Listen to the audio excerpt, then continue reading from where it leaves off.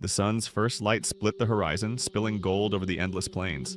Smoke rose from dying embers, the faint scent of last night's fire still clinging to the air. In the camp, shadows stirred, some human, some not, while the earth whispered promises of the hunt, the harvest, and the unknown. Life here was not idle. Every heartbeat was a step in the great dance between survival and spirit. But if you could step into their world, hour by hour, would you understand the rhythm they lived by? Or would it slip through your fingers like river water? Let's find out. The day began in the quiet hush before the wind. Elders rose first, moving with a slow, deliberate grace, as though they had learned not to disturb the stillness that held the land together. One would coax life back into the fire, not by force, but by breath. Soft, steady, respectful. Sparks jumped like tiny spirits set free, and soon thin threads of smoke curled skyward, carrying the scent of sage and cedar. Children were roused not with shouts, but with the aroma of roasting maize or fresh game from the hunt before. The camp awoke in waves.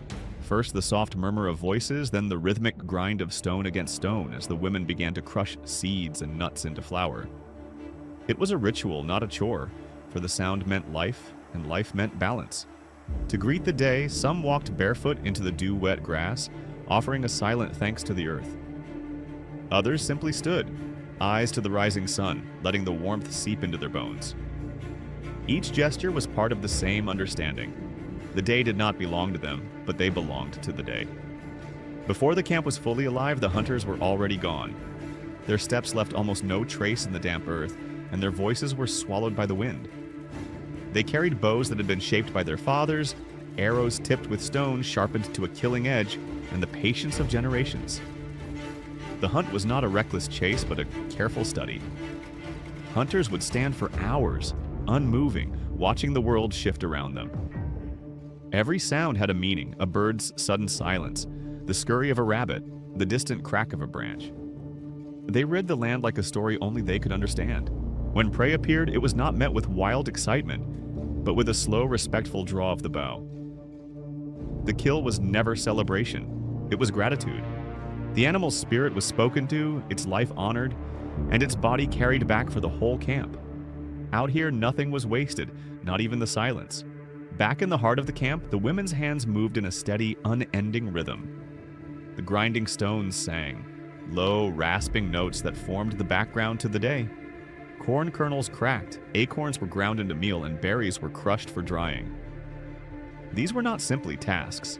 They were the heartbeat of the people. Children sat close, listening to stories passed down through generations. Some were cautionary tales of spirits that punished greed. Others were memories of great hunts, told in tones that blurred the line between truth and myth. The air was filled with both the scent of food and the weaving of identity. Every movement had purpose, even laughter was work. It kept the spirit light, the camp strong. And as the sun climbed higher, the rhythm of the stones matched the rhythm of the day. Steady, unbroken, eternal. By midday, the air shimmered with heat, and a group prepared for what seemed like a simple journey. Gathering. They carried woven baskets slung across their backs, their bare feet tracing the old paths worn into the earth. It was a walk that looked aimless to an outsider, yet every step had memory. Here the berries always ripened first. There a certain patch of herbs waited in the shade of the tall pines. The walk was more than a collection. It was reconnaissance. Tracks were read, water sources checked, and weather signs noted. The land was a map written in living ink, and each day's walk updated its pages. There was no rush. Time moved at the pace of the earth. Children wandered alongside, learning the names of plants from the elders. Some plants healed wounds, others poisoned arrows, and a few, those that glowed in the right light, were whispered to hold magic. When the baskets were full, they turned back, feet carrying both food and knowledge home. The walk had gone nowhere, yet it had brought them everything. By late afternoon, the camp gathered near the river. Here, the water was not just a resource, but a companion, its murmur as familiar as a mother's voice. Fish traps were checked, lines pulled in, and baskets dipped to fill with fresh, cold water. Over the bank, smoke curled upward as fires were kindled for cooking and curing meat. Men stripped the hides from the morning's hunt, stretching them taut to dry in the sun. The sharp scent of tanning filled the air, mixing with the sweetness of roasting maize and the rich, oily perfume of fish on the fire. Across the water, children waded in, shrieking with laughter at the splash of a startled trout. A group of young warriors practiced with spears, their reflections glimmering in the current.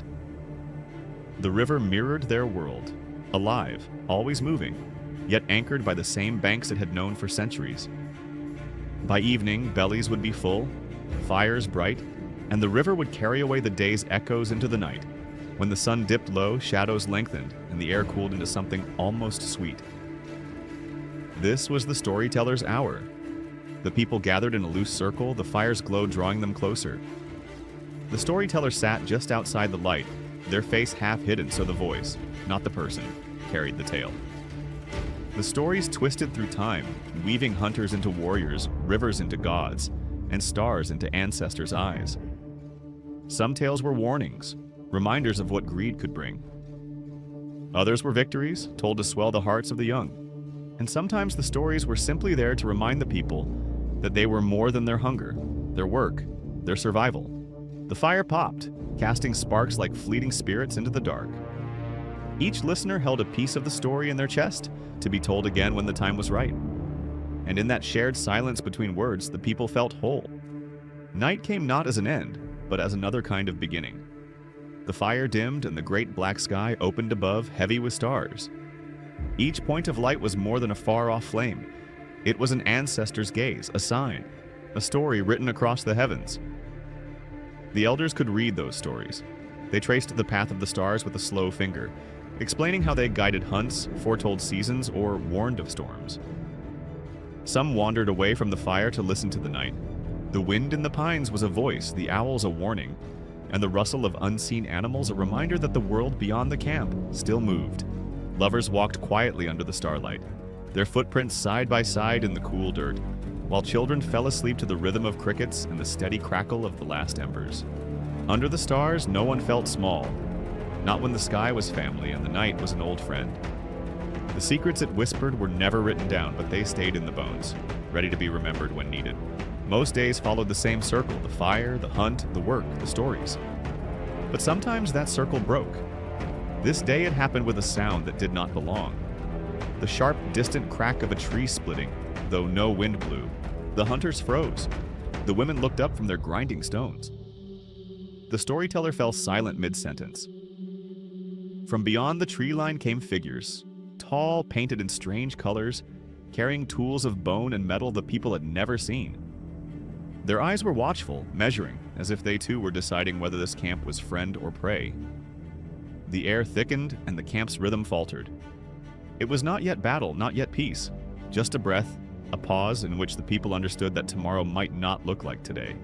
And in that moment, they clung to the last heartbeat of the familiar, uncertain which way the world would turn when the sun rose again. A single day could hold a lifetime.